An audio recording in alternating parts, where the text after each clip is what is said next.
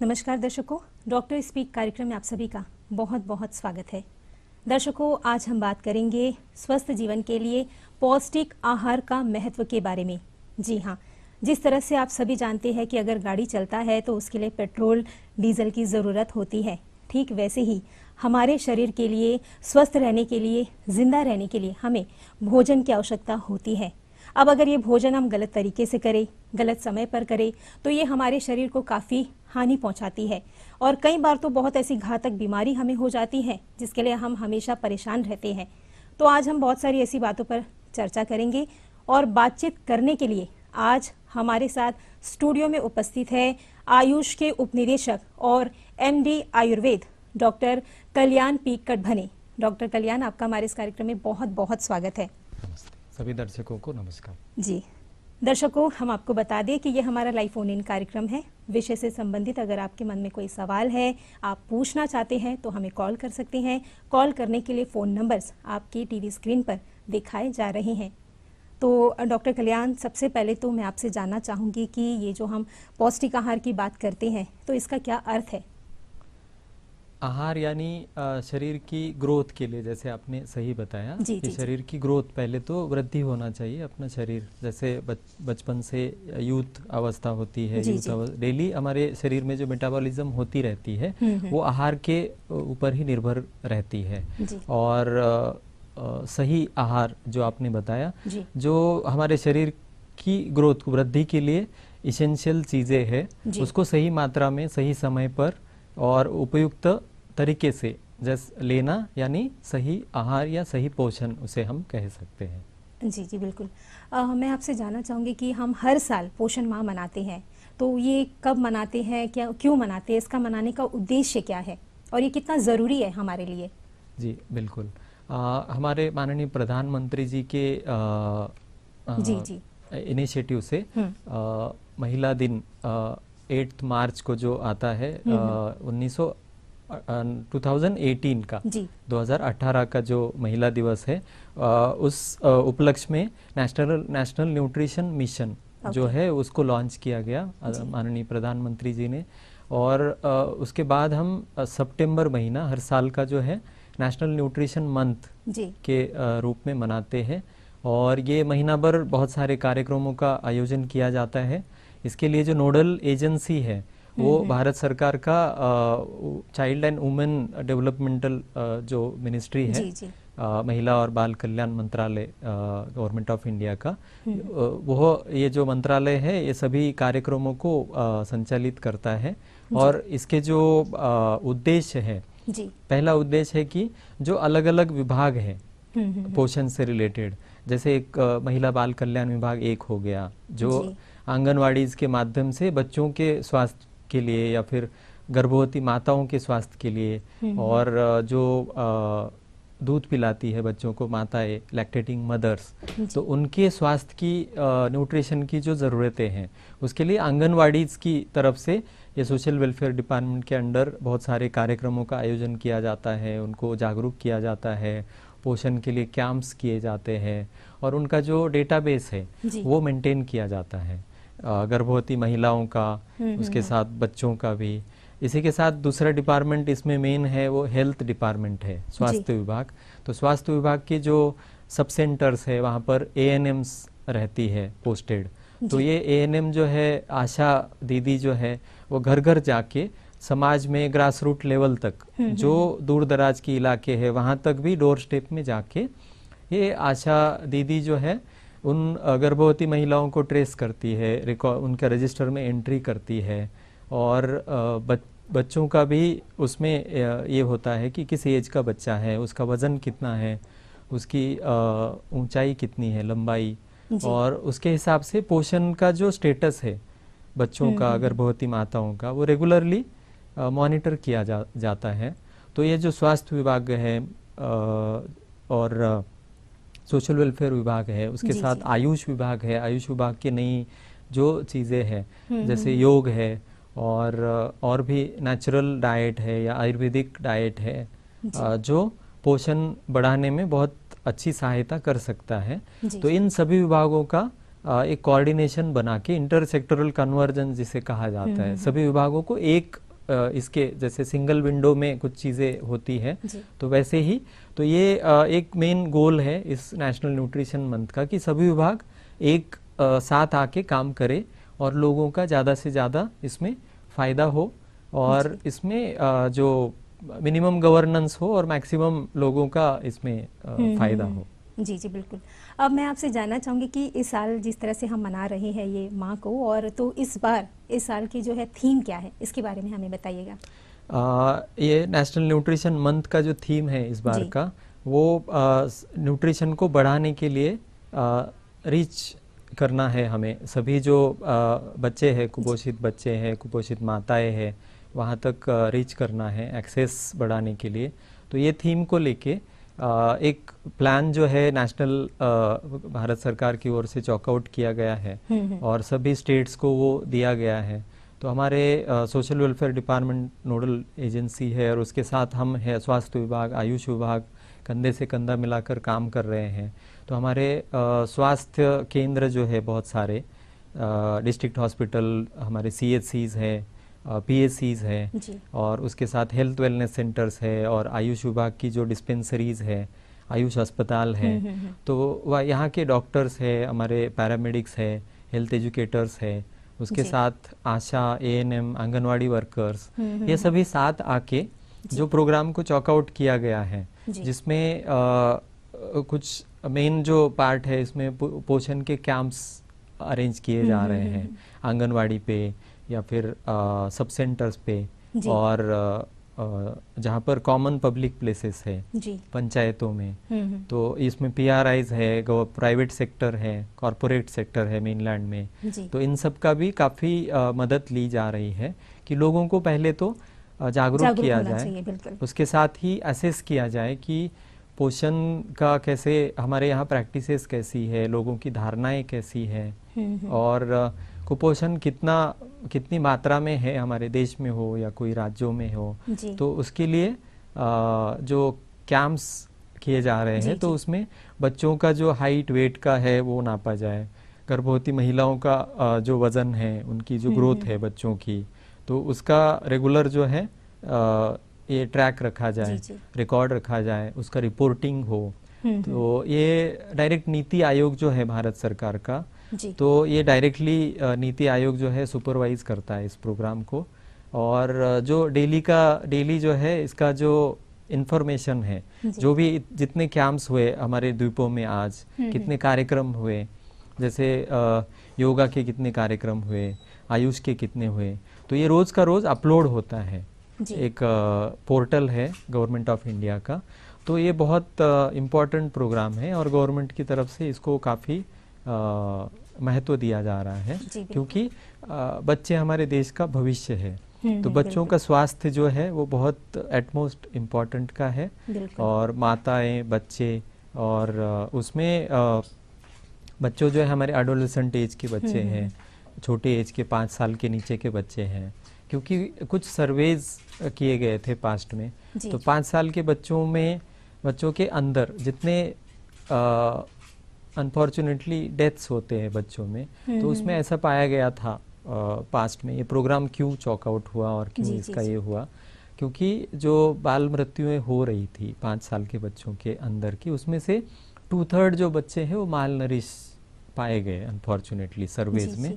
तो ये जो सिचुएशन है उसको कम करने के लिए हर साल ये जो माल न्यूट्रिशन का जो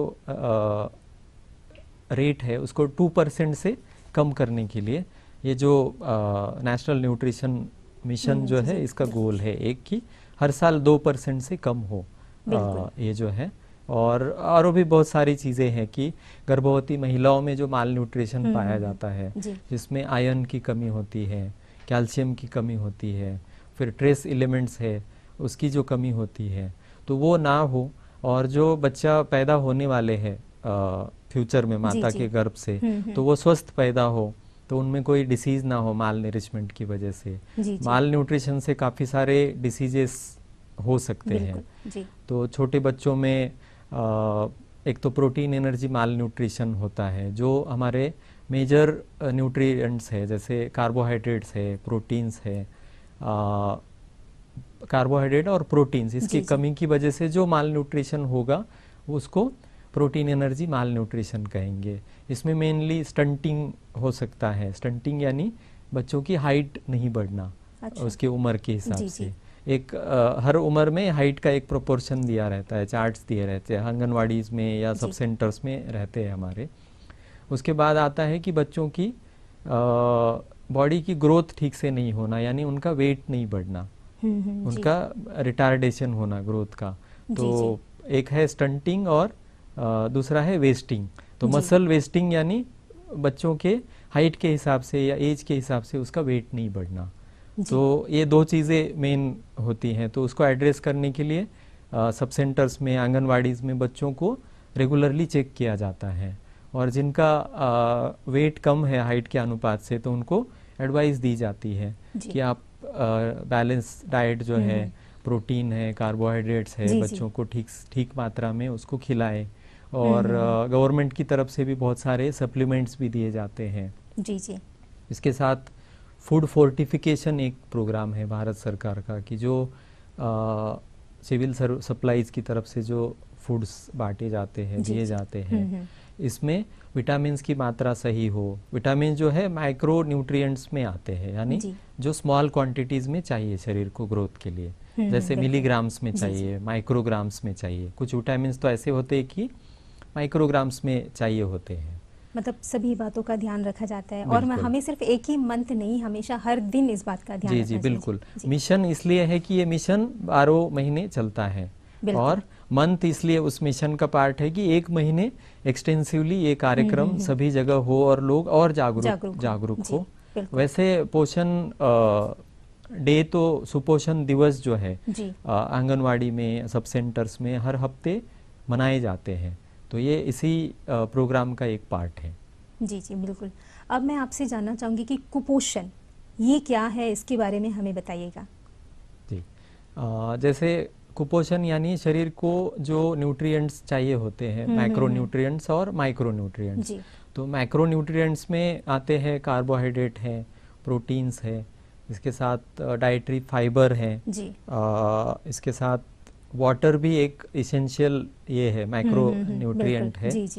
तो ये चीज़ें शरीर को सही मात्रा में चाहिए। और उसके साथ इसेंशियल फैटी एसिड्स, यानी जो हम लोग ऑयल और घी के स्वरूप में लेते हैं खाने में, तो ये 5 चीज़ जो है मैक्रो न्यूट्रिएंट, मतलब ब्रॉडली जिनकी मात्रा ग्राम्स में चाहिए होती है बॉडी को, एटलीस्ट ग्राम्स में, बिल्कुल, है ना। और मैक्रो न्यूट्रिएंट्स जो है विटामिन्स है, मिनरल्स है, जिसकी मात्रा जैसे कहा कि कम मात्रा में चल जाता है, लेकिन वो भी शरीर को चाहिए। अगर किसी माइक्रोन्यूट्रिएंट की मात्रा जैसे आयरन है, जिसकी मात्रा जो है mg मिलीग्राम्स में चाहिए होती है बॉडी को, लेकिन वही आयरन अगर ठीक से नहीं मिला आहार से, या फिर उसका एब्सॉर्प्शन ठीक से नहीं हुआ। न्यूट्रिशन में 3-4 फैक्टर्स ये भी है कि हम लोग फूड का जो इंजेशन है, यानी फूड कैसे खाते हैं, है ना, क्या खाते हैं, कैसे खाते हैं। उसके बाद आता है उसका डाइजेशन या असिमिलेशन, यानी बॉडी उसको कैसे अब्सॉर्ब करती है। कभी कभी कुछ बीमारियों के कारण, माल नरिशमेंट के कारण, जैसे वर्म्स के कारण, जो अब्सॉर्प्शन है बॉडी का ठीक से नहीं हो पाता है, और उसके कारण शरीर को जो न्यूट्रिएंट्स है उसकी कमी होती है। तो ये न्यूट्रिएंट्स की कमी की वजह से शरीर का जो आकार है वो एबनॉर्मल होना, जैसे वेट कम होना, हाइट कम होना, या फिर हमारे मन की तथा हमारे शरीर की जो ग्रोथ है वो कम होना, जैसे मानसिक ग्रोथ भी रुक जाती है। अगर प्रेगनेंसी में आहार ठीक से नहीं मिला माताओं को, तो जैसे आयोडीन की कमी से मेंटल रिटार्डेशन हो सकता है बच्चों को। कुछ विटामिन्स है, विटामिन ए जैसे, जिसकी कमी से आंखों में प्रॉब्लम हो सकती है, ड्राई आईज हो सकते हैं। तो ये जो कमी है माइक्रोन्यूट्रिएंट्स की, मैक्रोन्यूट्रिएंट्स की, उसकी वजह से कुछ बीमारियां होती है, और हमारी बॉडी की फिजियोलॉजी जो है वो ठीक से नहीं चल पाती। ये चीज सभी को मिला के हम माल न्यूट्रिशन बोलते हैं। ओके, जी बिल्कुल। दर्शकों, हम आपको बता दें कि आज हम बात कर रहे हैं कि किस तरह से स्वस्थ रहने के लिए हमें पौष्टिक आहार का होना बहुत ज़रूरी है, कि हम अच्छा खाना खाएं और हम स्वस्थ रहें। विषय से संबंधित अगर आपके मन में कोई सवाल है, आप पूछना चाहते हैं, तो हमें कॉल कर सकती हैं। फ़ोन नंबर्स आपके टीवी स्क्रीन पर दिखाए जा रहे हैं। अब मैं आपसे जानना चाहूँगी कि काफ़ी लोग ऐसे जो मतलब बिज़ी रहते हैं, सुबह काफ़ी लोग लेट से उठते हैं, तो मॉर्निंग का ब्रेकफास्ट जो है वो स्किप कर देते हैं, नहीं कर पाते हैं, तो ये हमारे लिए कितना घातक साबित हो सकता है? बिल्कुल, कोई भी हमारे दिन का जो कोई भी मील है वो स्किप करना घातक साबित होता है। पर्टिकुलरली जो सुबह का पहला मील्स है उसको हम ब्रेकफास्ट बोलते हैं। बहुत इसेंशियल है बॉडी के, क्योंकि फास्टिंग हुआ रहता है बॉडी का कुछ कुछ टाइम, तो 8 आवर्स 10 आवर्स तक भी फास्टिंग हुआ रहता है। तो जो सेल्स है बॉडी की, कैटाबॉलिज्म हुआ रहता है। तो जो भूख है बॉडी की उसको अग्नि बोलते हैं आयुर्वेदिक टर्म्स में। तो वो प्रज्वलित हो जाती है, जो एंजाइम्स है वो अच्छे सिक्रेशन होते हैं सुबह। तो हमें थोड़ा सा जल्दी से जग के, इसको हम दिनचर्या बोलते हैं आयुर्वेदिक लैंग्वेज में। तो हमारा जो जगने का पैटर्न है, सोने का और जगने का, वो नेचुरली होना चाहिए।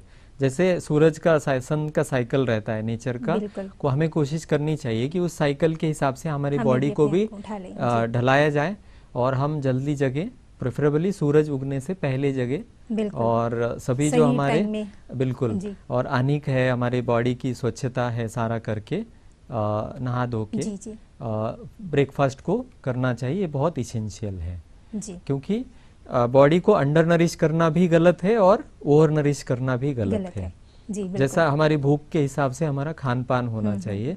तो जनरली भूख अच्छी रहती है सुबह के टाइम, ब्रेकफास्ट के टाइम, तो सभी को ब्रेकफास्ट कर लेना चाहिए। इन केस अगर किसी को इंडाइजेशन है, रात का खाना पचा नहीं है सुबह, तो उन लोगों को थोड़ा सा वेट करना चाहिए कि जो बहुत देर से जग के सोए हैं, जैसे 12 बजे सोया है कोई, 1 बजे सोया है, जिसने खाना बहुत लेट से खाया है, तो खाने को हजम होने के लिए हमें जो स्लीप है हमारी 6 to 7 आवर्स की स्लीप का टाइम देना चाहिए।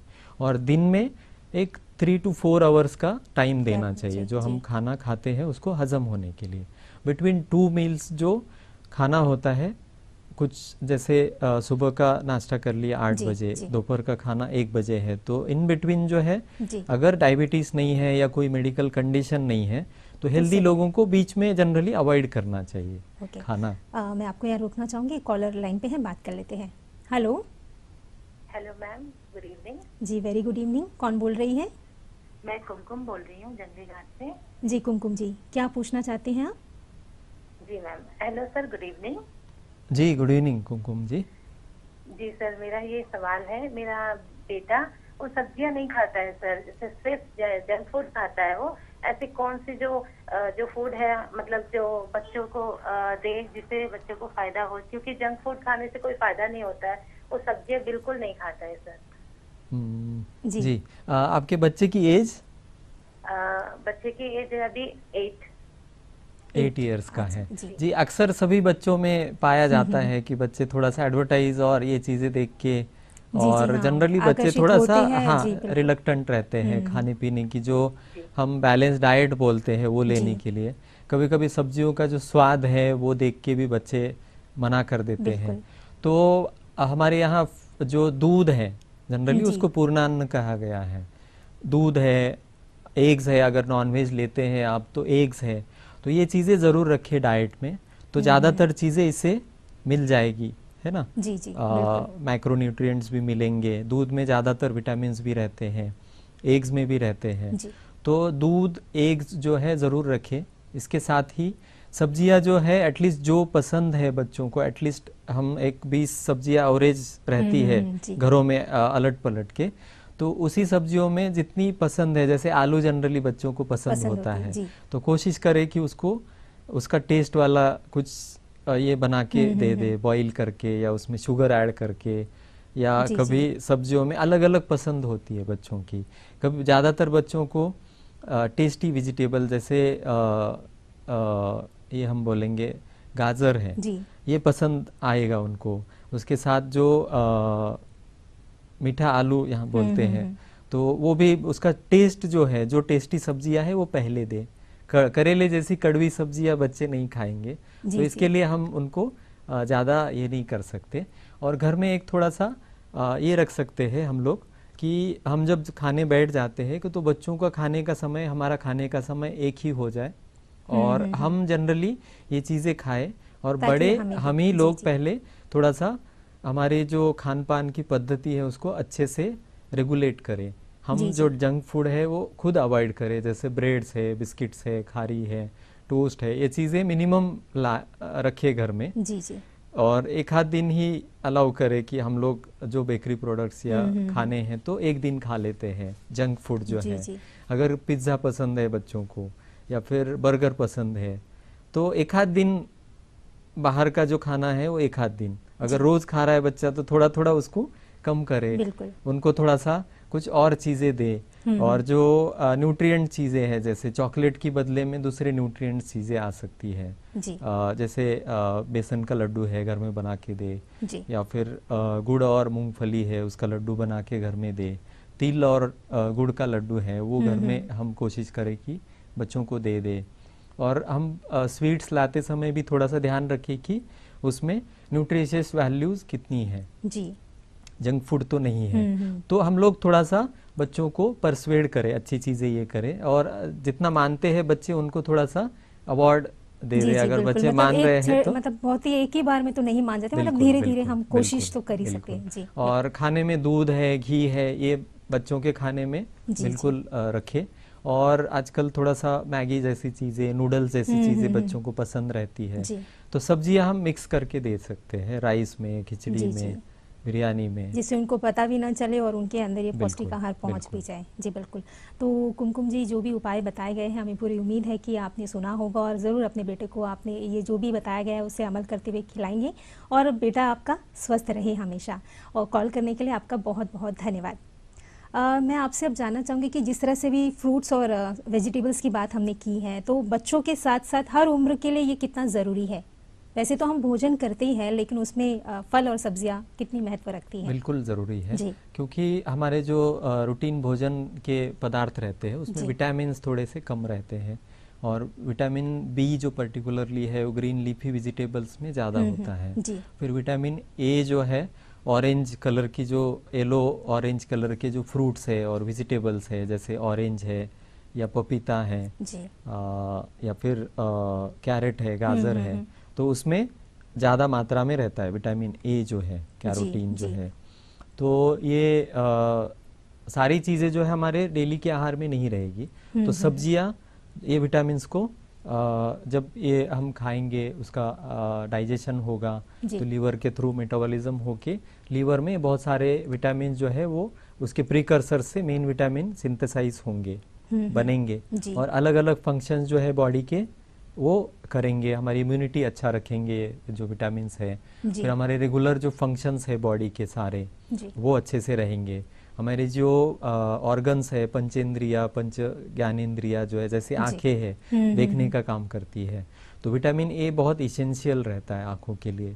फिर विटामिन बी जो है हमारी स्किन की हेल्थ के लिए बहुत ज़रूरी रहता है। बिल्कुल। तो ये सारी चीज़ें मेंटेन रखने के लिए फल सब्जियों का बहुत ही महत्व है, और इससे डाइटरी फाइबर भी मिलता है। फलों में कार्बोहाइड्रेट भी होता है, इससे जो नेचुरल कार्बोहाइड्रेट है फ्रुक्टोज रहता है फलों में, और जनरली हम जो बाकी का चीज़ें खाते हैं शुगर्स में वगैरह वो उसमें ग्लूकोज होता है। तो फ्रुक्टोज जो है नेचुरल शुगर्स जो है वो हमें फलों के द्वारा मिल सकती है। तो ज़्यादातर फल जो है वो लोकली ग्रोन जो है, अंडमान में केले बहुत अच्छे वैरायटी के मिलते हैं। मैं आपको यहाँ पे थोड़ा सा रुकना चाहूंगी, एक कॉलर लाइन पे है, बात कर लेते हैं। हेलो जी, हेलो नमस्ते, कौन बोल रहे हैं? जी, क्या पूछना चाहते हैं आप?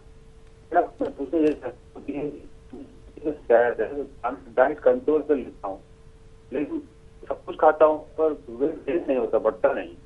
ओके जी, मतलब आप बोल रहे हैं कि आप सब कुछ खाते हैं बट आपका वेट नहीं बढ़ रहा है ना? जी वेट रहता है, ना गेन होता है ना घटता है। ओके, ना गेन होता है ना घटता है बोल रहे हैं, जो भी खाते हैं। तो अगर आपको मतलब वेट बढ़ाना है, वेट थोड़ा बहुत बढ़ना है। थोड़ा बहुत बढ़ना है, ओके जी। ओके जी, बिल्कुल जी। अगर अडल्ट है और हेल्दी है अपेरेंटली, अगर सारे हमारे जो नॉर्मल फिजियोलॉजिकल प्रोसेसेस है अगर अच्छे से है, भूख अच्छी लगती है, डाइजेशन अगर अच्छा होता है, नींद अच्छी होती है, और हमारे रेगुलर जो काम है, जैसे कोई ऑफिस में काम करता है, किसी को थोड़ा सा किसी का तो शॉप हो सकता है, या कोई थोड़ा सा अंग मेहनत के काम, किसान जो है उनको थोड़ा सा ज़्यादा एनर्जी खर्च करने के काम करने पड़ सकते हैं। ये चीज़ें अगर अच्छे से चल रही है, थकावट नहीं आती है, कोई बीमारी नहीं है, तो फिर वेट बढ़ना ही चाहिए ऐसा नहीं है, क्योंकि हर एक का बॉडी स्ट्रक्चर थोड़ा सा अलग अलग होता है। क्योंकि आयुर्वेद इसमें प्रकृति कहा गया है, तो किसी की प्रकृति थोड़ा सा बल्कि ओबेस होने की तरफ रहती है, थोड़ा ओवरवेट हो सकते हैं, और वही कोई लीन एंड ट्रिम होके भी सारे जो फंक्शंस है बहुत अच्छे तरीके से चल सकते हैं, एक्टिव रह सकते हैं, या छोटा मोटा स्पोर्ट्स का एक्टिविटी करते हैं। ये अगर है तो वेट बढ़े ही ऐसा ज़रूरी नहीं है। अगर फिर भी अगर अंडरवेट हो गए हैं, किसी का वेट लॉस हुआ है रिसेंट इसमें, तो एडिक्वेट रेस्ट भी लेनी चाहिए। आहार जो है अच्छे से अपनी भूख के हिसाब से लेना चाहिए, और कैलोरीज जितनी बर्न होती है अपने काम का स्वरूप जैसा है उसके हिसाब से लेना चाहिए डाइट के साथ। और कुछ चीज़ें रहती है, किसी को अगर चिंताएं ज़्यादा रहती है, एंग्जाइटी है, रोज़ चिंताएं तो सभी को रहती है, लेकिन अब हाई अगर ज़्यादा रहेगी, नींद नहीं आती है किसी को, तो उनमें थोड़ी सी टेंडेंसी रहती है कि वेट कम होता है, बढ़ता नहीं है। तो थोड़ा सा हमारे मेंटल हेल्थ पे भी ध्यान रखना चाहिए कि हम बिल्कुल मानसिक रीत्या भी स्वस्थ रहे, हैप्पी रहे, और जो चीज़ें चल रही है लाइफ में उसको जितना हो सकता है हैप्पी रहे और उसको एंजॉय करे, है ना। जो चीज़ें हमारे इसमें लाइफ में नहीं है उसका शौक करते जाएंगे तो फिर डिप्रेशन, चिंता, ये सारी चीज़ें आएगी। और प्रॉपर नींद जो है, स्लीप, इसका भी महत्व रहता है। तो हमारी दिनचर्या बहुत अच्छी रहे और स्लीप पैटर्न्स अच्छा रहे। जी बिल्कुल। तो कॉल करने के लिए आपका बहुत बहुत धन्यवाद। आप बिल्कुल चिंता ना करें, बस अच्छा स्वस्थ रखें और अच्छा खाना खाइएगा हमेशा। अब मैं आपसे जानना चाहूँगी कि काफ़ी लोग ऐसे हैं जो मतलब एक झटका में मोटा होना चाहते हैं, और कुछ लोग हैं जो पतला होना चाहते हैं, और ऐसे में क्या है, जो है खा लेते हैं, ध्यान नहीं देते हैं कि मुझे वेट गेन करना है, मुझे वेट गिराना है। तो ऐसे लोगों से आप क्या कहना चाहेंगे कि किस तरह का हमें आहार लेना चाहिए जिससे हम हमेशा स्वस्थ रहें? और एक झटका में अगर वो चाहे तो वो पॉसिबल नहीं होता है, बट वो ऐसा सोचते हैं। बिल्कुल। माल नरिशमेंट की डेफिनेशन में ये भी चीज़ें है कि ओवरवेट होना या फिर ओबेसिटी होना, ये भी एक माल नरिशमेंट का ही पार्ट है, क्योंकि बॉडी का जो असिमिलेशन पावर है वो ठीक से नहीं चलती है, और हमारे टिश्यूज का न्यूट्रिशन ठीक से नहीं होता है, वो अबनॉर्मली बढ़ने लगती है। जैसे फैटी टिश्यू अबनॉर्मली बढ़ने लगती है बॉडी में, तो इसे हम ओवरवेट या ओबेसिटी कहते हैं। लेकिन ये नॉर्मली न्यूट्रिशन नहीं है, बॉडी का जो सहनन बोलते हैं, बॉडी की एनर्जी लेवल है, इसे जनरली बढ़ती नहीं है, उल्टा सांस फूलना, ब्लड प्रेशर बढ़ना या डायबिटीज जैसी चीज़ें होना, ये चीज़ें ओवरवेट और ओबेसिटी से आती है, जनरली होती है। तो ओवरवेट ओबेसिटी ये भी एक माल नरिशमेंट ही है। तो जनरली हमें शुरू से ही ध्यान रखना चाहिए, बचपन से ही, हमारे बच्चों से ही, कि जो हमारे ट्रेडिशनल डाइट्स है इनमें इनको थोड़ा सा ध्यान में रखा जाए, क्योंकि जंक फूड, हम एक 25 साल पहले पीछे जाएंगे तो हमारा ट्रेडिशनल फूड्स ज़्यादा थे और जंक फूड बिल्कुल नहीं के बराबर थे। तो मॉडर्न ज़माने में चीज़ें नहीं आ रही है, तो हम अभिभावकों का, पेरेंट्स का काम है कि बच्चों को अच्छा वेल इन्फॉर्म्ड रखिए। बच्चों के करिकुलम में भी आजकल न्यूट्रिशन पार्ट आ रहा है, स्कूलों से हम देखते हैं, तो प्राइमरी के ही जो किताबें हैं उसमें न्यूट्रिशन पे भी इम्पोर्टेंट चीज़ें दी हुई रहती है। तो बच्चों को थोड़ा सा हम इनकरेज करें कि इसका नॉलेज दे बराबर से, और अगर जंक फूड लेते हैं तो क्या क्या नुकसान हो सकता है, बच्चों को बचपन से ही प्यार से समझाएं, उनको जोर ज़बरदस्ती ना करें कि ज़बरदस्ती ये चीज़ बंद है तुम्हारी आज से। तो ऐसा हम अगर ज़बरदस्ती करेंगे तो बच्चे मानेंगे नहीं, तो उनको प्यार से समझाए, उनको थोड़ा सा इनकरेज करे, कभी उनको थोड़ा सा बख्शीश दी जाए कि चलो आज आपने सब्जी खाई, ये फल खाया, तो आपको आपकी पसंद का थोड़ा सा ये चीज़ दे सकते हैं। तो बच्चों से ही, बचपन से ही ये थोड़ा सा आदत लगाए हम लोग, और अडल्ट्स में भी हमारे खान पान टाइम पे रहे, और हम बहुत ज़्यादा फास्टिंग ना करें और बहुत ज़्यादा भी ना खाएं। एडल्ट्स को जनरली ऑप्टिमम खाना चाहिए। ओवर ईटिंग से बहुत सारे डिसीजेस होते हैं। इसका आयुर्वेदिक इसमें बहुत अच्छा एक्सप्लेनेशन आता है कि हमारा जो पेट है उसका हमें 4 भागों में इमेजिन करना चाहिए। और 2 भाग जो है सॉलिड फूड से उसको हम लोग फुल कर सकते हैं अपनी भूख के हिसाब से। एक पार्ट जो है उसको लिक्विड जो है जैसे सूप है या फिर फलों के जूस है उससे भर सकते हैं। और एक पार्ट जो है 25% उसको थोड़ा सा खाली रख सकते हैं। क्योंकि आजकल हमारी जो एनर्जी कंजम्पशन की चीज़ें हैं वो कम हो गई है। ज़्यादातर हम लोग सीडेंटरी लाइफस्टाइल जीते हैं। अगर कोई बहुत अंग मेहनत का काम कर रहा है, जैसे खेती में काम कर रहा है या फिर जिसकी कैलोरी बहुत बर्न हो रही है ना, तो उनको ठीक है वो पेट भर खा सकते हैं। लेकिन जो बैक ऑफिस जॉब कर रहे हैं, जिनको बैठ के रहना पड़ता है, बहुत बार ऐसा होता है कि सुबह ऑफिस गए और शाम को ही निकले, तो ऐसे सिचुएशन में थोड़ा सा भूख बचा के खाना चाहिए। और एकदम ही ज़्यादा फास्टिंग करेंगे तो इसेंशियल जो न्यूट्रिएंट्स है बॉडी को मिलेंगे नहीं, और एकदम से ही ज़्यादा वेट बढ़ाने के चक्कर में ज़्यादा खाने लगेंगे हम लोग, तो बहुत सारे ईटिंग डिसऑर्डर्स होंगे। और आजकल जो मॉडर्न ज़माने की डिसीजेस है, non communicable disease, diabetes, hypertension, फिर डिसलिपिडीमिया, कोलेस्ट्रॉल लेवल का डिस्टर्ब होना, ये चीज़ें हो सकती है। उसके साथ ऑटोइम्यून डिसीजेस है बहुत सारी। तो हमारा जो डाइट है बहुत सोच समझकर हमें लेना चाहिए। जितना हो सकता है नेचर के अगेंस्ट में चीज़ें नहीं करनी चाहिए। सीजनल लेनी चाहिए सब्जियां और फल। और जो जेनेटिकली मॉडिफाइड है, आजकल ऑर्गेनिक का फिर से चलन आ गया है, तो जो आर्टिफिशियल है, जेनेटिकली मॉडिफाइड है, खाद जैसे है उर्वरक डाली वाली चीज़ें या फिर पेस्टिसाइड्स का यूज जो है, आजकल बहुत सारे उपाय कर रही है गवर्नमेंट भी, बट हमें भी जागरूक रहना चाहिए और इन चीज़ों का भी ध्यान रखना चाहिए। बिल्कुल। तो दर्शकों, स्वस्थ रहने के लिए हमें पौष्टिक आहार के लिए किस तरह का लेना चाहिए, इस पर हम और चर्चा करेंगे, बातचीत करेंगे, लेकिन इस संदेश के बाद। पोर्ट ब्लेयर के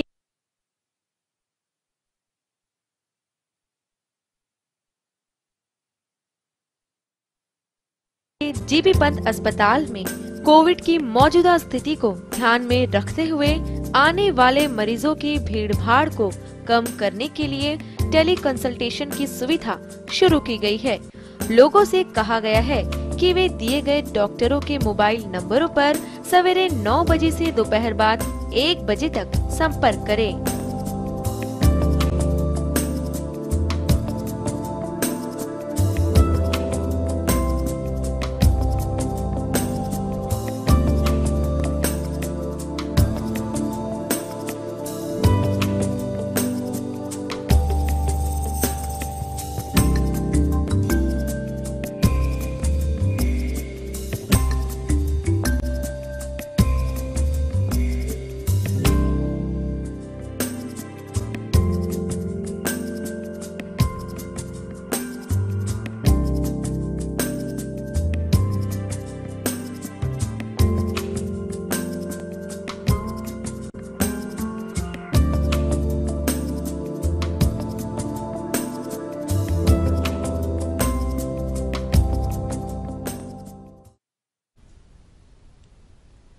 डॉक्टर स्पीक कार्यक्रम में आप सभी का एक बार फिर से स्वागत है।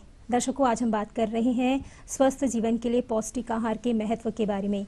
विषय से संबंधित अगर आपके मन में कोई सवाल है, आप पूछना चाहते हैं, तो हमें कॉल कर सकते हैं।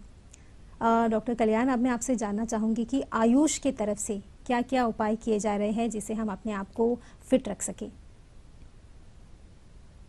स्वास्थ्य विभाग का जो आयुष प्रकोष्ठ है, आयुष अस्पताल और जो बाहरी द्वीपों में भी हमारे डिस्पेंसरीज है, आयुर्वेद, होम्योपैथी तथा योग के यूनिट्स है, यहाँ इनके जो हमारे डॉक्टर्स पोस्टेड है और योगा इंस्ट्रक्टर्स भी है। तो ये साल भर ओपीडी सर्विसेज के अलावा बाहर समाज में जागरूकता पैदा करने के लिए अलग अलग कार्यक्रमों का आयोजन करते हैं, जिसमें योग है, आयुर्वेद है, इसकी जो जीवन पद्धति है, दिनचर्या, ऋतुचर्या, जैसे सीजनल हमारा खान पान कैसा होना चाहिए, थोड़ा सा चेंज कैसे होना चाहिए सीजन के साथ जी। उसके साथ ही दिनचर्या कैसी होनी चाहिए। तो प्रिवेंटिव हेल्थ पे बहुत ज़्यादा जोर रहता है आयुष पद्धतियों का। और हमारे द्वीपों में आयुष पद्धतियाँ काफ़ी पॉपुलर भी है, लोग प्रिवेंटिव इसके लिए एडवाइस लेने आते हैं सभी हमारे जो सेंटर्स है वहाँ पर, और कुछ बीमारियाँ है उसके लिए प्रेफर करते हैं कि ये चीज़ आयुष में जाने से ठीक होगी। तो लोग बहुत जागरूक भी है। तो इसमें कहीं ना कहीं हमारे जो सभी डॉक्टर्स है अलग अलग यूनिट्स के और पैरामेडिक्स है, सभी एक टीम वर्क है ये, तो सभी का बहुत अहम योगदान है।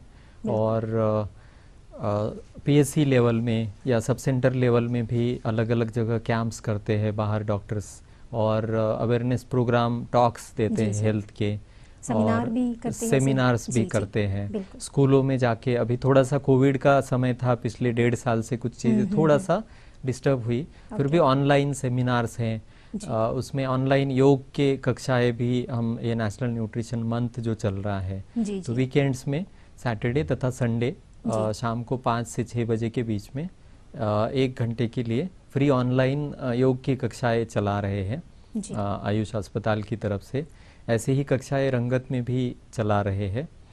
और सब सेंटर लेवल है या फिर बाहरी पंचायत लेवल तक भी न्यूट्रिशन कैंप्स जो है, सुपोषण दिवस है, फिर आशा और आंगनवाड़ी वर्कर्स को भी अलग अलग आयुष की जो मोडेलिटीज़ है, सिंपल टेक्निक्स है, जैसे किचन गार्डन्स को कैसे बनाना है, जैसे आंगनवाड़ी में किचन गार्डन, मेडिसिनल प्लांट्स को कैसे लगाना है, और सब सेंटर्स में कैसे हर जगह ये बना रहे हम लोग की कुछ थोड़े से मेडिसिनल प्लांट्स वहाँ पर जैसी जगह है उसके हिसाब से लगे, कुछ फ्रूट बियरिंग ट्रीज भी लगे। जैसे एडमिनिस्ट्रेशन का भी बहुत बड़ा कैंपेन चल रहा है कि फ्रूट बियरिंग ट्रीज हर जगह लगाएं।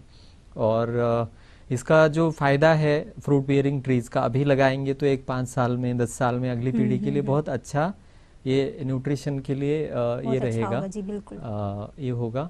और इसमें आयुष के सभी इनका बढ़ चढ़ कर हिस्सा रहता है और लोगों को जागरूक करते हैं न्यूट्रिशन के मामलों में, और प्रेजेंटेशंस भी देते हैं डॉक्टर। स्कूलों में बहुत सालों से ये कार्यक्रम चल रहा है कि योग और जो प्रिवेंटिव ये है न्यूट्रिशन है, इसके ऊपर हमारे जैसे एनीमिया रिडक्शन के लिए स्वास्थ्य विभाग के और भी कार्यक्रम रहते हैं, जैसे राष्ट्रीय बाल स्वास्थ्य कार्यक्रम है, mother and child health care programme है, RCH प्रोग्राम। उसके साथ ही आयोडीन डिफिशियंसी डिसऑर्डर्स है, उसको कम करने के लिए अलग से प्रोग्राम है। तो ये सभी प्रोग्राम एक साथ आके कॉन्वर्ज होके ये अलग अलग प्रोग्राम साल भर चलते रहते हैं। मतलब लोगों को हर तरफ से जागरूक आपका जो विभाग है वो करता ही है। जी बिल्कुल। अब मैं आपसे जानना चाहूँगी कि अगर हम सही भोजन, अच्छा आहार नहीं लेते हैं तो हमारे शरीर में कौन कौन सी बीमारियां हो सकती हैं? इसमें 2 ब्रॉड ग्रुप्स है, हमने कुछ डिस्कस भी की है अभी जी। कि एक है अंडर नरिशमेंट होगा, अगर कम आहार लेंगे या कम न्यूट्रिशन वाला आहार लेंगे तो इसका पोषण वैल्यू कम है ऐसा लेंगे तो इसमें वेट कम होना, स्टंटिंग है, उसके साथ वेस्टिंग है, यानी मसल मास कम होना या हाइट नहीं बढ़ना बच्चों में। फिर बालिकाएं है उसमें एनीमिया होना, उनकी ग्रोथ अच्छे से नहीं होना। और बालिकाओं की ग्रोथ अच्छी नहीं होगी एडोलेसेंट्स की तो उनका शारीरिक मानसिक ग्रोथ तो रुकेगी ही, लेकिन बालिकाएं जो है, गर्ल्स है, जो अगली पीढ़ी को आगे जाके वो बनाएगी। जब वो यूथ फेज में आएगी बालिकाएं तो वो अगली पीढ़ी को उनकी शादियां होंगी, वो फिर अगली पीढ़ियां है उनके बच्चे को जन्म देंगी। तो ये बेटियां हमारी स्वस्थ होनी चाहिए पहले, है ना। उनका जो एडोलेसेंट एज है उस एज में उनको सही पोषण मिलना चाहिए।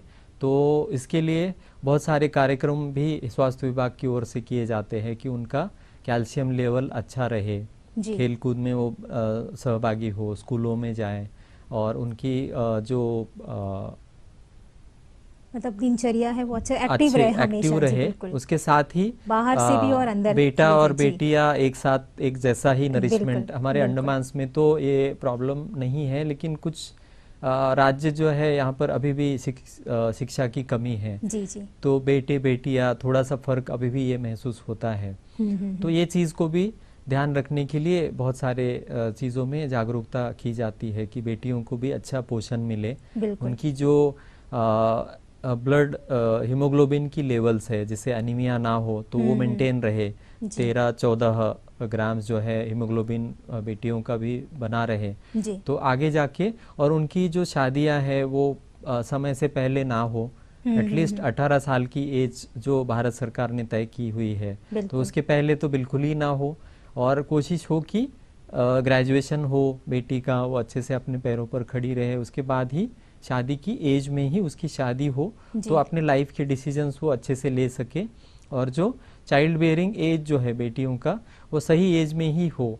जैसे कम एज में चाइल्ड बेयरिंग एज होगा तो फिर उनका खुद का स्वास्थ्य अच्छा नहीं रहेगा, तो बच्चे भी फिर अगली पीढ़ी जो है स्वस्थ नहीं बन पाएगी। तो ये जो अंडर नरिशमेंट है उसको बच्चों में और एडोलेसेंट्स में ये बहुत ध्यान रखना चाहिए कि उनका जो खान पान है वो बहुत न्यूट्रिशियस हो, अच्छा हो, पेट भर हो, और उनमें अंडर न्यूट्रिशन ना हो, और वो एक्टिव रहे बच्चे। कुछ विटामिन जो है सनलाइट के कारण, जैसे विटामिन डी के लिए थोड़ा सा सनलाइट में थोड़ा सा जाना 1-आधे घंटे तक, और खेल कूद में एक्टिव रहना। तो विटामिन डी का जो प्रीकर्सर्स है कैल्सिफेरॉल और जो और भी माइक्रो ये है, तो वो चीज़ें बॉडी में अच्छी सी बने, फिजियोलॉजी, तो ये चीज़ें ध्यान रखें। और अडल्ट्स में जो वर्किंग अडल्ट्स है उनमें अपने वर्क का नेचर है उसके हिसाब से खान पान हो, ना अंडर नरिश हो ना ओवर नरिश हो। बिल्कुल है ना। ओवर नरिश का पैटर्न थोड़ा सा ज़्यादा चलता है कि कार्बोहाइड्रेट वाली चीज़ें ज़्यादा लेते हैं। अगर राइस ले रहे हैं हम लोग, तो उसमें उसका इंडेक्स कम करने के लिए, कैलोरी जो है वो कम करने के लिए बॉइल्ड राइस ले सकते हैं। सो दैट जैसे हम ट्रेडिशनली देखा जाए तो साउदर्न स्टेट्स में देखिए, जैसे तमिलनाडु में, केरला में सिर्फ राइस ज़्यादा रहता था खाना, लेकिन हमारे जो पूर्वज थे वो कभी रॉ राइस जनरली नहीं लेते थे, बॉइल्ड राइस ही लेते थे। लेकिन ये चीज़ थोड़ा सा हमारे लाइफस्टाइल में चेंज हो गया। अभी हम लोग बिरयानी और जो प्रोग्राम्स जनरली होते हैं उसमें जो चावल रहता है वो रॉ राइस रहता है। तो ये चीज़ हम ध्यान रखें कि जो चीज़ें खा रहे हैं उसका कैलोरी न्यूट्रिशन के इसमें उपलक्ष्य में कैसा रोल है, तो इसके बारे में थोड़ा सा जानकारी रखें, पढ़े। और जो न्यूट्रिशियस चीज़ें हैं, ट्रेडिशनल डाइट्स है, उसको फॉलो करें। आयुष मंत्रालय की तरफ से भी बहुत ये जो है ट्रेडिशनल डाइट्स को प्रमोट करने के लिए बहुत सारी उपाय योजनाएं की जा रही है। रेडियो है या वेबसाइट है आयुष मंत्रालय की, उसके ऊपर भी एक किताब भी पिछले साल आयुष मंत्रालय ने इसकी प्रकाशित की है कि ट्रेडिशनल रेसिपीज को कैसे बनाया जाए जो हेल्दी ये हो। तो ये किताब आयुष मंत्रालय की वेबसाइट में सभी को देखने को मिल सकती है। लगभग उसमें एक 30 तक रेसिपीज है इसमें, आयुर्वेदिक की और अलग अलग रीजनल हिसाब वाइज, ना ब्रेकफास्ट के लिए, फिर मेन भोजन में क्या होना चाहिए बच्चों में। तो जो स्वाद का प्रॉब्लम है वो भी इसे हम लोग सॉर्ट आउट कर सकते हैं। उसमें कुछ स्वीट डिश भी है, ब्रेकफास्ट की चीज़ें हैं, और जो मेन मील्स है वो भी है। तो ये चीज़ों पे हम ध्यान रखें और ओवर ईटिंग ना करें। दिन में जनरली अडल्ट जो है 3 बार से ज़्यादा भोजन ना करे, अनलेस की बॉडी का वैसा ये है रिक्वायरमेंट है। अगर कोई ज़्यादा श्रम करता है तो वो अपने श्रम के हिसाब से ले सकते हैं। जितना खाए हम लोग, पचाने की शरीर की क्षमता होनी चाहिए, और उतना ही खाए और स्वस्थ रहे। स्वस्थ रहे। एक कॉलर लाइन पे है, बात कर लेते हैं। हेलो। हाँ मैडम नमस्ते। जी नमस्ते, कौन बोल रही है? डॉक्टर साहब को भी नमस्कार। जी नमस्कार। जी सर, मुझे ना शुगर है, मुझे रात को ना नींद नहीं आती है। अच्छा जी। जी इसमें अगर मतलब क्या खाना चाहिए, ठीक से क्या आहार लेना चाहिए जिनकी मतलब उनसे जो परेशानी है वो दूर हो जाए? सिर्फ आहार से तो, खाने पीने से तो शुगर कम नहीं हो पाएगी, लेकिन दवाओं के साथ आपको शुगर का मैनेजमेंट के लिए 3 चीज़ें रहती है। एक है डाइट, सही आहार, सही एक्सरसाइज विहार, यानी हम लोग थोड़ा सा कुछ ना कुछ काम करते रहे। अगर काम करने जैसा ये नहीं है, ज़रूरत नहीं है, तो थोड़ा सा वॉकिंग करे, थोड़ा एक्सरसाइज करे। अगर ये भी नहीं कर सकते तो योग करे घर में ही बैठे हुए। तो योग के बहुत सारे आसन हैं, आयुष की तरफ से योग के कक्षाएं चलती है। अभी कोरोना कम हुआ है तो वहाँ आके भी आयुष में योग आप जो है वहाँ पर दिखा सकते हैं। हमारे स्किल्ड जो योगा इंस्ट्रक्टर्स है आपको कुछ आसन बताएंगे योग के, जैसे वक्रासन है, सूर्य नमस्कार है। आपकी सेहत के हिसाब से, आपकी उम्र के हिसाब से योग को आप थोड़ा सा सीख सकते हैं आयुष में। एक 5-6 दिन, एक हफ्ता आके आधा घंटा। उसी के साथ जो डायबिटिक डाइट है, मतलब ज़्यादा मीठी चीज़ें, शुगर वाली चीज़ें, ज़्यादा राइस वाली चीज़ें, ये चीज़ें कम खाएं। और जिसमें हाई ग्लाइसेमिक इंडेक्स वाले फल जो है वो भी कम खाएं। जो ज़्यादा मीठे फल रहेंगे, केला है, सपोटा है, ये जो है ज़्यादा ग्लाइसेमिक इंडेक्स वाले फल रहेंगे, तो इसको अवॉइड करें। कम मीठे फल जो है वो खाएं, पपीता है, और जो आलू जैसी चीज़ें हैं जिसमें ज़्यादा शुगर्स रहते हैं।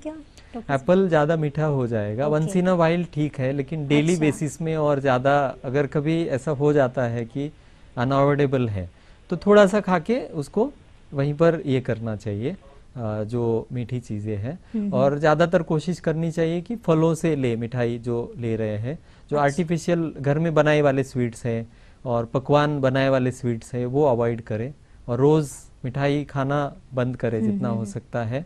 राइस जो है बॉइल्ड राइस खाने की कोशिश करें। और मल्टीग्रेन आटा अगर मिल सकता है तो खाएं। उसके साथ रागी का आटा मिलता है मार्केट में, रेडिश ब्राउन कलर का रहता है, उसमें कम कैलोरीज रहते हैं।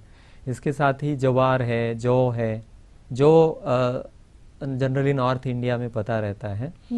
तो जौ की रोटी जो है या फिर गेहूं के इसमें जौ का आटा मिला के लेने से उसमें कम कैलोरीज रहती है। और ओवरवेट जो है पर्सन्स, उनको वेट कम करने में ये हेल्प करता है।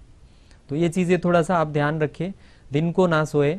और फिर भी अगर नींद की समस्या कम नहीं हो रही है तो फिर कुछ दवाओं का सहारा लेना पड़ेगा।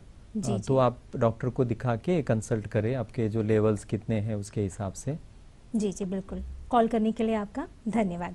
मैं आपसे जानना चाहूँगी कि अगर कोई मतलब व्यक्ति अगर ये चाहता है कि हमें किस तरह का डाइट लेना चाहिए, क्या भोजन करना चाहिए, तो वो कैसे मतलब आगे बढ़ सके, काफ़ी जानकारी अगर लेना चाहे तो कहाँ पे संपर्क कर सकता है? हमारे जो आयुष के सेंटर्स है सभी, ज़्यादातर पीएचसी में होम्योपैथी, आयुर्वेद और योग के जो प्रशिक्षक है, डॉक्टर्स है, वो है ही। तो आप नज़दीकी डॉक्टर से मिले और उनसे बिल्कुल ये सलाह ले कि हमारे खान पान में कैसे ये होने चाहिए, चेंजेस होने चाहिए। पर्टिकुलरली उसके लिए भी आप आके मिल सकते हैं। बहुत लोग ऐसे आके कंसल्ट करते हैं कि मेरा डाइट कैसा होना चाहिए शुगर के लिए, जैसे अभी एक कॉलर ने कॉल किया। तो वैसे ही आप प्रत्यक्ष डॉक्टर को मिल के भी बिल्कुल आप सलाह ले सकते हैं। डॉक्टर्स आपको समय अपना स्पेयर करके ये चीज़ें बताएंगे कि आपको कैसे नींद कितनी लेनी चाहिए, कब लेनी चाहिए, फिर आपका पानी कैसे लेना चाहिए, कितना लेना चाहिए। किसी किसी बीमारी में ठंडा पानी अवॉइड करने बोलते हैं हम लोग, किसी की बीमारी में नॉर्मल पानी लेने बोल देते हैं। तो पानी भी एक न्यूट्रिशन का ही पार्ट है। तो इसका भी तरीके हैं पानी पीने के, बहुत ज़्यादा भी नहीं होना चाहिए, बहुत कम भी नहीं होना चाहिए। सीजन के हिसाब से पानी का भी कंजम्पशन जो है वो चेंज होता रहेगा। एवरेज जैसे कभी कभी थोड़ा सा गलत इन्फॉर्मेशन कहीं से मिल जाती है कि जितना पानी पिए उतना अच्छा, लेकिन हर बार हर एज में वो सही नहीं होगा। कभी कभी पानी ज़्यादा पीने से भी कुछ बीमारियां बढ़ सकती हैं। जी बिल्कुल। अब मैं आपसे जानना चाहूँगी कि जो भोजन हम खाते हैं उसको किस तरह से पकाया जाए जो हमें पौष्टिक आहार जो है वो हम तक सही रूप में पहुँच सके। काफ़ी लोग हैं जो मतलब स्वाद के लिए तीखा खाते हैं, मसाला, तेल ज़्यादा यूज़ करते हैं, तो आप क्या कहना चाहेंगे? बिल्कुल, ये बहुत अच्छा चीज़ है, पॉइंट है कि ये घर में हम लोग अपने हाथ में है ये चीज़ कि डॉक्टर्स को अवॉइड कर सकते हैं ये चीज़ें करके। ज़्यादातर ट्रेडिशनल जो आप चीज़ें देखेंगे कि ट्रेडिशनली हमारे खाने में देखिए, खाने में 6 टेस्ट्स रहती है।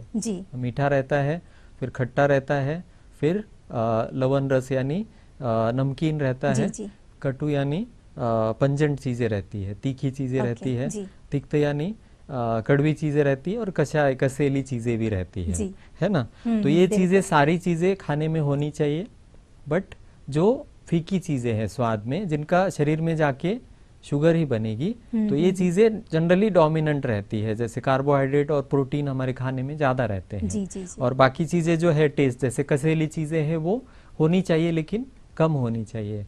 जैसा इसीलिए जो आयुर्वेदिक ट्रीटमेंट्स है इसमें आंवला यूज होता है। हम लोग खाने पीने में आंवला अवॉइड लेने के लिए बोलते हैं, क्योंकि इसके जो विटामिन सी है, विटामिन ए है, इसमें बहुत रिच मात्रा में होता है आंवले में, और बाकी चीजें भी बहुत सारी है। तो ये जनरली ध्यान रखना चाहिए। और जो फूड का प्रोसेसिंग करते हैं हम लोग घर में जब लाते हैं, तो ज्यादातर ध्यान रखना चाहिए कि बहुत रिफाइन ना करें। जैसे आटा जो है छलनी से हम छलते हैं, तो अगर अच्छे साफ एनवायरनमेंट में उसको पीसा हुआ है आटे को, तो होल आटा को जनरली लेना चाहिए। क्योंकि बीच में एक 15-20 साल पहले ऐसा चलन था कि जितना रिफाइन हो उतना अच्छा है, बट फिर से हम फाइबर पे फिर से आ गए हैं कि जो गेहूं है उसको पीसा वाला है, तो सारा होल व्हीट आटा आजकल मार्केट में भी आता है, तो उसका होल चीजें ज्यादातर यूज हो। और उसका ब्रान जो है, राइस ब्रान पहले निकाल देते थे, ज्यादातर उसको पॉलिश करते थे, तो ये चीजें अवॉइड करनी चाहिए। जितना हो सकता है नेचुरल फॉर्म में चीजें लेने की कोशिश करनी चाहिए।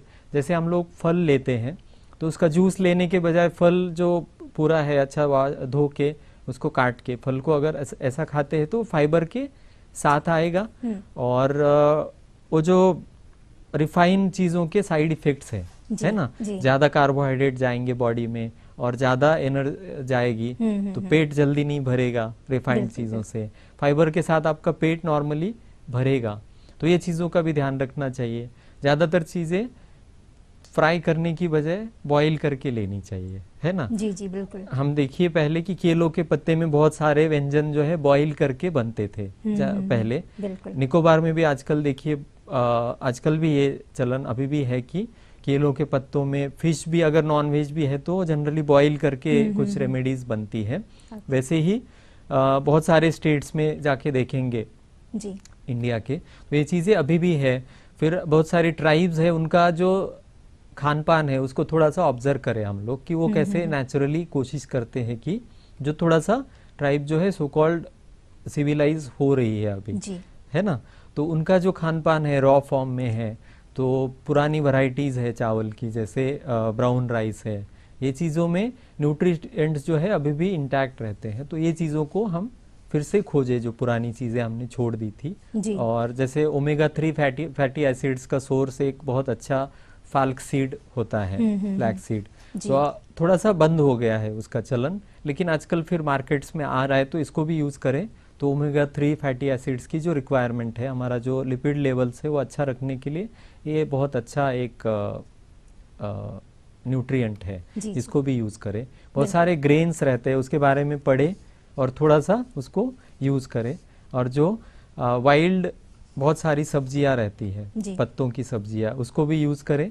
और अपने अपने शरीर के हिसाब से, अपने अपने रहन सहन के हिसाब से, काम के हिसाब से और एज के हिसाब से खाने को थोड़ा सा ढाल दें, तो इससे बिल्कुल खाने से हमारा मन और तन तंदुरुस्त रह सकता है।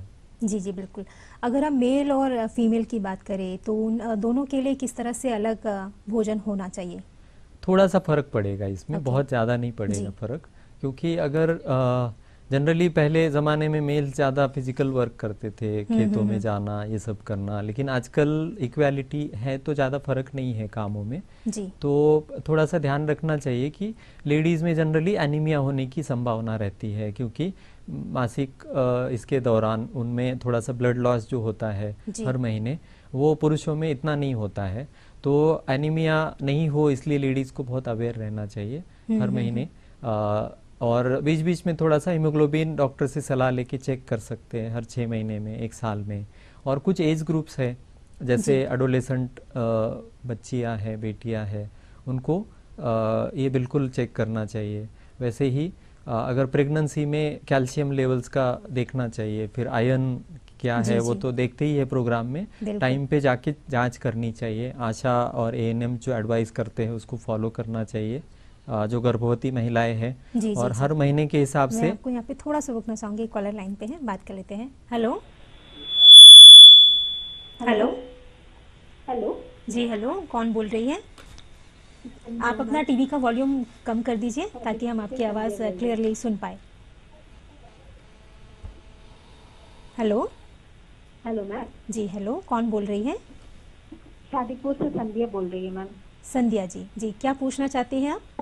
मैडम अभी जो न्यूट्रिशन के बारे में बोल रहे हैं ना, शायद मेरा क्वेश्चन से बिल्कुल हटके है। एपिलेप्टिक डिसऑर्डर वाले जो पेशेंट है ना, उनको पेन कंट्रोल करने के लिए, रोगी का बीमारी दूर करने के लिए उनको क्या देना चाहिए? सपोज मेडिसिन या औषधि कुछ है या सिरप वगैरह कुछ होता है ना? जी जी, एपिलेप्सी का पेशेंट पूछ रहे हैं ना आप? जी जी जी सर।